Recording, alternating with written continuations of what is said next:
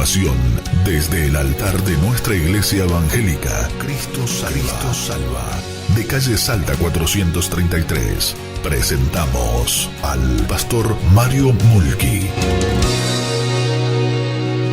Eres nuestra roca, nuestra fortaleza, nuestra esperanza. Hola, ¿cómo estás? Te saluda el pastor Mario Mulchi. Y aquí estamos para hablar de un tema candente de hoy, que es una fe poderosa. Sencillamente porque nuestra fe se ha batido en este tiempo. Una vez el Señor le dijo a sus discípulos: hombres de poca fe, ¿por qué dudaste? Y la duda es como el dolor al cuerpo, nos muestra que estamos vivos. El dolor es una alarma que suena estridentemente en nuestro cerebro y nos está marcando que hay algo en el cuerpo que está mal. Pero eso nos hace ver que estamos vivos. La duda también nos hace ver que algo de fe tenemos. Pero en este tiempo hemos decaído en nuestra fe. Y yo quisiera llevarlos a Mateo capítulo 14, un pasaje extraordinario de la Biblia, donde el Señor llega a Mateo 14 y dice: enseguida Jesús hizo a sus discípulos entrar en la barca e ir a la otra ribera. Entre tanto él despedía a la multitud. Despedía a la multitud, subía al monte a orar aparte, y cuando llegó la noche estaba allí solo. Y ya la barca estaba en medio del mar, azotada por las olas, porque el viento era contrario.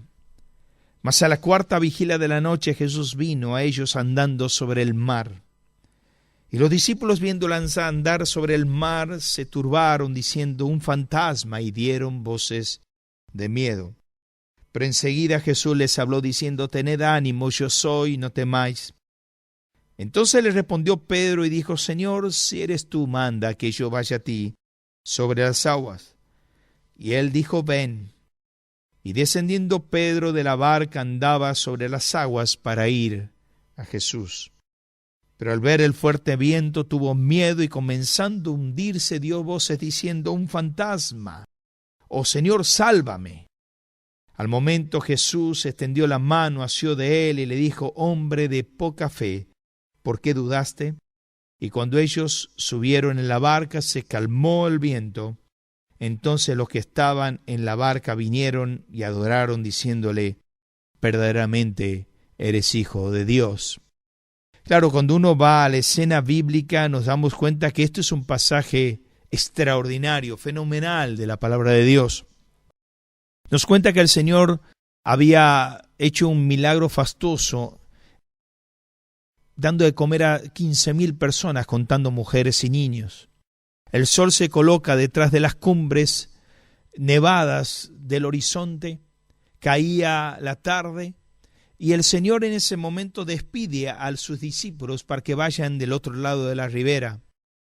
Todo era hermoso, todo era alegría, gozo de haber contemplado un milagro fastuoso del Salvador. En ese momento ellos desatan amarras, elevan anclas y comienzan a navegar tranquilos, sin el Señor, por el mar. Ellos tal vez iban cantando alabanzas al Señor por el milagro que habían contemplado. Habían sido testigos oculares de las manos prodigiosas del Señor. De pronto, repentinamente, la situación cambió. El cielo, antes despejado, empezó a encapotarse con tormentosos nubarrones. El viento, que era tranquilo, empezó a soplar furioso sobre el mar. La barca, que antes era el rey de las aguas, ahora era un juguete en las garras del mar embravecido. Los discípulos estaban con el rostro pálido, lívido. El solo pensamiento que la barca se hundiera era un puñal clavado en el corazón. Ya estaban cansados de tanto remar. Ya estaban en la cuarta vigilia de la noche, ya lo voy a explicar. Y de pronto alcanzan a ver una figura siniestra en medio del mar y de la borrasca que venía caminando. Ellos gritaron con alta voz o en alta voz y dijeron: un fantasma, y dieron voces de miedo. El Señor del otro lado, que era él, le dijo: tened ánimo, yo soy, no temáis. Pedro, para confirmar si era el Señor, dice: si eres tú, manda que yo vaya a ti sobre las aguas. Y el Señor, confirmando que era Él, le dice, ven. Y allí Pedro saca un pie, saca otro pie y empieza a caminar en el mar. Claro, el viento empezó a soplar, las olas lo empezaron a hundir y él empezó a mirar el viento y las olas y comenzó a hundirse. Y dio voces de miedo y gritó y dijo, Señor, sálvame. Y en ese momento el Señor lo levanta y le dice, hombre de poca fe, ¿por qué dudaste? Y en ese momento baja el telón de la escena diciendo verdaderamente, eres hijo de Dios. Ahora yo quisiera hablar de la fe poderosa. Ahora usted me va a decir, ¿por qué justo tomo un pasaje donde la fe claudica? Donde la fe, en medio de las circunstancias, sentimos que se enflaquece. Es que yo quisiera ver y quisiera hablar de cómo somos nosotros en medio del mar de la vida. ¿Cómo no somos nosotros cuando el viento huracanado de los problemas, de las pandemias, de las cuarentenas, empezamos a claudicar del Señor? Y quisiera hablar del concepto de la fe, quisiera hablar de la confusión en medio de la fe y quisiera hablar de las cualidades de la fe. En primer lugar, quisiera hablar del concepto de la fe. Claro, ellos habían sido partícipes del milagro del Señor. La pregunta es, ¿por qué nos pasa esto? La pregunta que tú te hiciste, que tal vez yo me hice, que no, Señor, a mayor comunión, mayor bendición. Que no, Señor, cuando estoy cerca de ti, las cosas no me suceden, le suceden a otros, pero a mí no me toca. Porque ninguna plaga tocará mi morada. ¿Por qué me tocó a mí? Contéstame, oh Dios, ¿por qué? Y cuando nos vamos a la Biblia nos damos cuenta que el ser espiritual, mi querido, no es una vacuna que inmuniza mi dolor. El estar cerca de Dios no quiere decir que el dolor no golpeará la puerta de tu domicilio. Muchas veces Dios nos prueba. Muchas veces la prueba llega a nuestra vida precisamente para probar nuestra fe, para probar cómo estamos. Porque debemos saber que todos entendemos cuál es el concepto de la fe. Hebreos 11 dice, la fe es la certeza de lo que se espera, la convicción de lo que no se ve. Ahora yo entiendo también lo que dice Apocalipsis 2:19, que la fe, que Dios conoce mi fe, pero igual la prueba. En 2:19 de Apocalipsis dice, yo conozco tus obras, tu amor y tu fe. Pero Dios igual nos prueba nuestra fe. Porque tú tienes que saber, como dijo un gran escritor, la fe ve en lo invisible, cree en lo increíble y recibe lo imposible. Y usted tiene que entender que en medio de la fe, en medio de las circunstancias, Dios prueba nuestra fe. Porque la fe es muy distinto a la ansiedad. La ansiedad mira al futuro tenebroso y sombrío. La fe mira al futuro venturoso y maravilloso. Ahora, muchas veces nosotros claudicamos y se deshace nuestra alma, como dice el Salmo 119:28, por medio de nuestra falta de fe, por medio de la ansiedad. Ahora, la ansiedad es un asunto de fe. El concepto de la fe es que la fe es confianza en Dios. Mi pregunta es, ¿tenemos confianza en Dios? ¿Cuánto de esto tenemos? Porque cuanto más fe tengamos, más vamos a poder pasar las circunstancias adversas. Más nuestro futuro será venturoso. Pero cuando nuestra fe decae, cuando nuestra fe se debilita, tiene mucho que ver con nuestra comunión con Dios. En primer lugar, el concepto de la fe. Hablaba con un hermano en estos días por teléfono y me decía, estoy angustiado, pastor, estoy angustiado. Todas mis planificaciones se han hecho bolsa. Toda mi agenda Dios las ha destruido. Todo mi futuro venturoso hoy está en ruinas. Mi fe se ha hecho añicos. Ahora, cuando yo le hablaba a este hermano, le decía, mira, el secreto es mirar al Señor. El secreto es estar cerca de la cruz. El secreto es decirle, Señor, nada se escapa de tu nombre, de tu persona, de tus obras, de tus manos. Todo lo que te está pasando, yo sé que tú sabes. Yo sé que tú me vas a sacar de esto. Yo sé que tú me vas a bendecir después de esta gran prueba. En primer lugar, el concepto de la fe. Hombre de poca fe, ¿por qué dudaste? En segundo lugar, la confusión en la fe. Volvemos al contexto.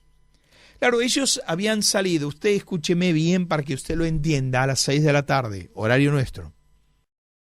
Y ellos se manejaban por vigilia, 3 horas cada vigilia. 6 a 9 de la noche, primera vigilia. 9 a 12 de la noche, segunda vigilia. 12 a 3 de la mañana, tercera vigilia. 3 a 6 de la mañana, cuarta vigilia de la noche. Ya sus ojos habían perdido toda visión. Sus manos estaban cansados tanto remar. Su corazón estaba abatido por el fracaso. Su sudor ya estaba sanguinolento. Y ellos en ese momento alcanzan a ver una figura siniestra, patética, en medio del mar, en medio de la noche. Y gritaron, un fantasma, un fantasma. Yo te invitaría y te diría en esta hora, no le digas un fantasma a mi Señor, a tu Señor. No es un fantasma. No es un fantasma del coronavirus. No es un fantasma de la pandemia. No es un fantasma de la muerte, de la enfermedad de tu ser querido. No es un fantasma. Es el Señor que permite. Es el Señor que quiere probar tu corazón. Porque te está diciendo en esta hora, hombre de poca fe, ¿por qué dudaste? Claro, cuando yo hablo de la confusión en el medio de la fe, pienso en Santiago capítulo 1, verso 8. Usted sabe que del 1 al 12 el contexto es sabiduría en medio de la prueba. Y allí el Señor en el verso 8 dice, hombre de doble ánimo es inconstante en todos sus caminos. Ahí la palabra doble ánimo es disuke, significa dos almas, dos personalidades. Ahí la palabra inconstante en todos sus caminos es acastatos, que significa tambalearse como un borracho. Y esto es lo que nos pasa cuando nuestra fe flaquea. Nos tambaleamos como un borracho, nuestras emociones, donde nuestro andamio emocional empieza a claudicar. Y somos de dos personalidades, con una personalidad alabamos a Dios y al ratito estamos negando a Dios. Es normal, no te sientas mal. Ahora, cuando yo pienso en la confusión de la fe, yo pienso en esto porque muchas veces, después de la gran prueba viene la gran bendición. Y cuando pienso en esto, Él le dijo, hombre de poca fe, ¿por qué dudaste? Si tuvieras fe como un grano de mostaza, dice el Señor, dirías esto monte, sal de aquí, ponte aquí. ¿Qué significa? Que nosotros tenemos que procurar tener más fe. La pregunta es lo que dice Romanos 1:17, dice, porque en el Evangelio la justicia de Dios se revela por fe y para fe. Como está escrito, mas el justo por la fe vivirá. En otra versión dice, es por medio de la fe que el justo tiene vida. Sin fe es imposible agradar a Dios, dice la Biblia. Y una de las raíces griegas de agradar a Dios significa glorificar a Dios. Cuando yo no tengo fe, no estoy glorificando a Dios. La pregunta, la confusión en la fe, ¿cómo viene la fe? La fe viene por la palabra de Dios. Dice Romanos 10, 17, dice, la fe viene por el oír y el oír la palabra de Dios. Usted de vuelta al texto. Dice que la fe viene por la palabra de Dios. Si yo no escucho la palabra, si no la leo la palabra, si no medito en la palabra, parte de fe me falta. Entonces, si yo no conozco los 50 capítulos de Génesis, los 21 capítulos de Juan, los 22 capítulos de Apocalipsis, el capítulo de Abdías, los 4 capítulos de Ageo, parte de fe me falta. Cuando vengan los problemas como la pandemia, los problemas matrimoniales por la cuarentena, no te quejes. Vuelve a la Biblia. Decía Leonard Ravenhill, el avivamiento espiritual y eclesial viene con un avivamiento escritural. Primero viene a través de la palabra. Es volver a emocionarnos con los salmos. Es volver a leer la Biblia una vez más. Es asombroso el analfabetismo bíblico que hay en las iglesias. Hice una estadística en una de las invitaciones que fui y dije, ¿cuántas personas que tienen más de 2 años leyeron una vez la Biblia entera? Nadie levantó la mano. 4 años, nadie levantó la mano. 7 años, nadie levantó la mano. 9, y un hombre allá levantó un dedo. Dice, yo la leí una vez a la Biblia. ¿Cómo podemos pedirle fe a Dios si no leemos la Biblia? Si no le conocemos al Señor. Si no le decimos, Señor, yo te necesito. Yo no puedo vivir sin ti. Yo quiero tener más y más fe. Ahora, cuando yo más fe tengo, más Dios puede hacer milagros en mi vida. Y tú me dirás, ¿pero cómo es esto? Bueno, Mateo 13:58 dice que Dios no pudo hacer milagros en Nazaret por la incredulidad de ellos. La pregunta es, ¿cuántos Nazaret caminan por Santiago, por Buenos Aires, por Italia, por España, por Estados Unidos, que Dios no puede hacer milagros en el corazón de ellos? Porque no hay fe. No puede hacer milagros en sus matrimonios, en sus vidas, en sus finanzas, porque no hay fe. La fe es las ventanas que Dios abre para bendecirnos. Es la soga que Dios mueve, o el Espíritu mueve, para sacarnos del pozo. Y hablando de pozo, dice un gran escritor, tenemos que salir de la mentalidad de pozo y tener mentalidad de fuente. Por eso vivimos insatisfechos, porque tenemos la mentalidad de pozo. La mentalidad de pozos es venir a la iglesia y de allí tratar de un poquito llenar mi corazón. La mentalidad de pozo, decía este escritor, o yo lo aplico, es aquella persona que escucha una música cristiana y quiere llenarse con eso. No, mi hermano, ten la mentalidad de fuente. La fuente de Dios a través de su palabra que salta para vida eterna. La fuente que bendice, la fuente que nos saca del pozo de la desesperación. ¿Sabe? Cristo no es para cuestionarlo. Cristo es para creerlo. Cristo no es para estudiarlo. Cristo es para amarlo. Porque yo tengo que entender esto, que la fe previene los infartos, fe previene las úlceras, la fe previene los ataques de pánico. Hombres de poca fe, porque dudaste. ¿Estás dudando de tu fe? Vuelve a la fuente, la palabra del Señor, y tendrás fe. Termino. La calidad de la fe. Claro, en el momento difícil de la vida, como al Señor, como estos discípulos estaban allí, se acerca el Señor le dice: tened ánimo, yo soy, no temáis. Ven, aquí estoy, camina hacia mí. Y Pedro saca el pie de las aguas y empieza a caminar hacia el Señor. Claro, ¿qué tipo de calidad de fe tenemos? Nosotros necesitamos la orden de mando de Dios.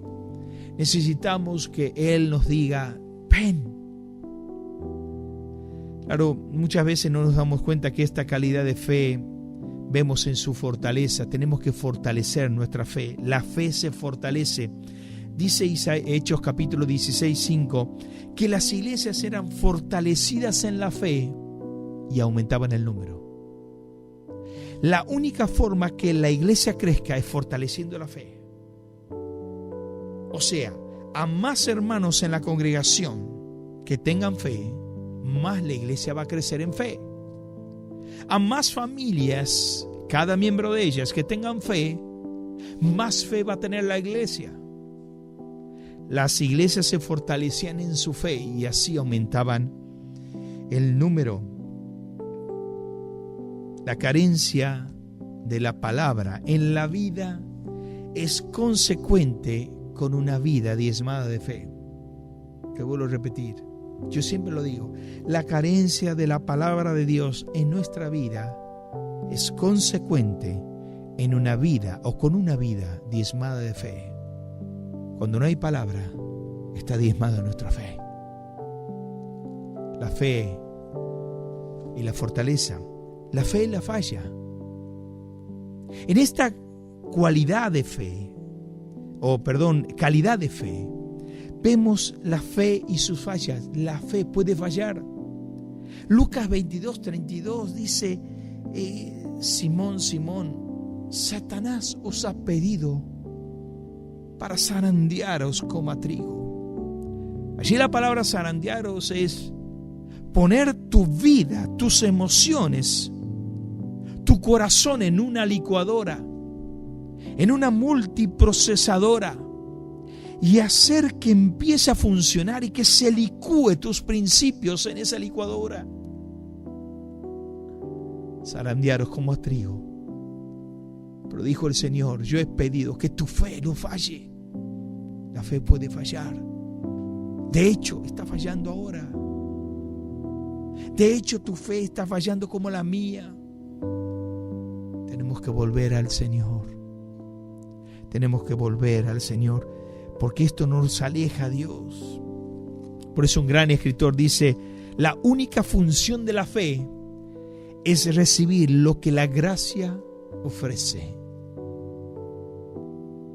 Pero no solo en esta calidad de fe vemos la fe y su fortaleza, la fe y su falla, sino también la fe y su fruto. La calidad de fe está relacionada con el fruto. Escúcheme, mi querido, escúcheme bien. A más fe, más milagros en la vida. Usted fíjese, Lucas 17:19 le dijo al hombre: levántate, tu fe te ha sanado. Lucas 8:50 le dijo a la hija, a Jairo: no tengas miedo, Jairo, solo ten fe y tu hija será sanada. A mayor fe, mayor milagro. Por eso hay un gran escritor, Guillermo Hendricks, que dice: alimenta tus miedos y tu fe morirá de hambre. Alimenta tu fe y morirán tus miedos de hambre. Por eso yo quisiera que en esta hora tú le digas al Señor: Señor, quiero tener más fe. Hombres de poca fe. Quiero terminar con una ilustración que leí hace unos días. Cuenta que el misionero estaba en una tribu y le pidió a todos los que vivían en la tribu, los nativos de la tribu, a que pasen del otro lado del lago, porque había una vacuna para quitarlos del virus que ellos estaban por tener. Iba a venir una pandemia en ese lugar y ellos le decían al misionero: acompáñenme, vamos a pasar el lago. Del otro lado del lago hay una vacuna, les voy a poner a cada uno, porque allí están las vacunas, para que cada uno pueda ser inmunizado por este virus. Los nativos no se querían mover del lugar, de la tribu, porque decían que pasando el lago o en el lago había espíritus inmundos. Entonces el misionero les insistía y ellos no querían. Entonces el misionero se mete en el lago, ven que no hay nada, no hay ningún espíritu inmundo. Entra, se moja los pies, pero ellos no creían. Se mete hasta la cintura, no hay ningún espíritu inmundo, vengan. Se mete hasta el cuello, vengan. Y pasa al otro lado del lago y del otro lado les grita: por favor, vengan. No hay ningún espíritu inmundo. De aquí está la salvación. Aquí tengo la vacuna para sanarlos. Vengan. Ahora, cuando leía esta ilustración, pensaba en el Señor. El Señor hizo lo mismo en la tierra. El Señor se fue a la hija de Jairo cuando estaba en la cama y la levantó de los muertos, y ellos no creían. El Señor se fue al hijo de la viuda de Naín. Ya no estaba en una cama, estaba en un féretro. Paró el féretro, paró toda la caravana. Levántate, joven, a ti te digo, levántate. Y se levantó y se reincorporó, y la gente no creía. Cama, féretro. Se va a su amigo Lázaro. Lucas capítulo 11. Ya Lázaro había muerto 4 días. Ya no lo saca de la cama, no lo saca del féretro, lo saca de la misma hontananza y lo saca y le dice: levántate, reincorpórate. Y Lázaro viene de la muerte, y no creyeron. Entonces, ¿qué hizo el Señor? Se metió y se sumergió en el lago de la muerte y resucitó al tercer día. Y ahora Él les dice a todos: yo soy la resurrección y la vida. El que esté muerto, si cree en mí, vivirá. Yo te invito a que vengas a este Cristo. Yo te invito a que le digas: Señor, yo quiero ir a esta resurrección, a este Dios, a este Cristo que pasó por el lago de la muerte y está vivo. Quiero arrepentirme de mis pecados. Creo que tú has muerto en la cruz del Calvario por mí. Creo que las buenas obras no me salvan, sino la sangre solo de Jesucristo me salva y me limpia y me perdona. Me arrepiento de mis pecados y creo en ti como único y suficiente Salvador.